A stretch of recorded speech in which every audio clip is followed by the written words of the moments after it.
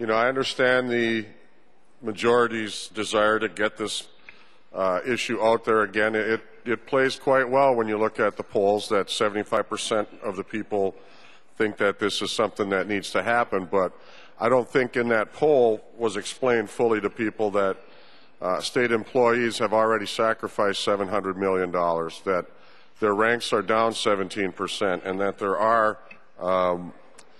there has been no corresponding fall off in the needs and the duties that these workers have to perform. So I think if people were to understand that this 3% raise isn't something that is handed out willy-nilly. Their contract was 4 years long. It was 0%, 0%, 1%, and then this 3% backloaded at the end, and they've extended their agreements, and they've gone back to the table and negotiated further concessions on top of the $700 million that the state has saved through their willingness to bargain collectively and to negotiate concessionary agreements.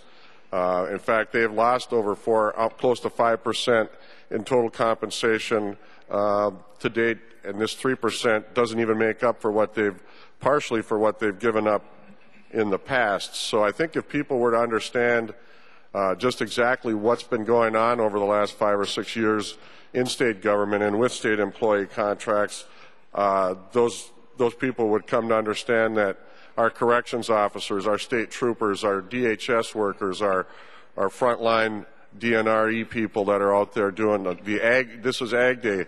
The people that inspect our food supplies and inspect our farms and work with our farmers, they're included in this as well. So, you want to go after these folks, and I have a great deal of respect for the folks and the business leaders for Michigan. The CEOs of our major corporations have done a tremendous job in struggling through this economy and keeping their businesses afloat. But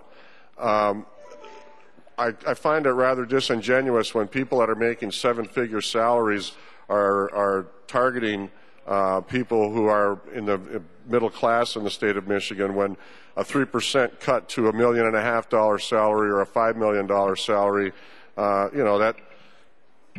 that's not a real sacrifice. But I've not heard them offer up any sacrifices. I've not watched them offer up pay cuts commensurate with what they're asking for here as they go around and beat the drum across the state for us to do what they're asking us to do here. So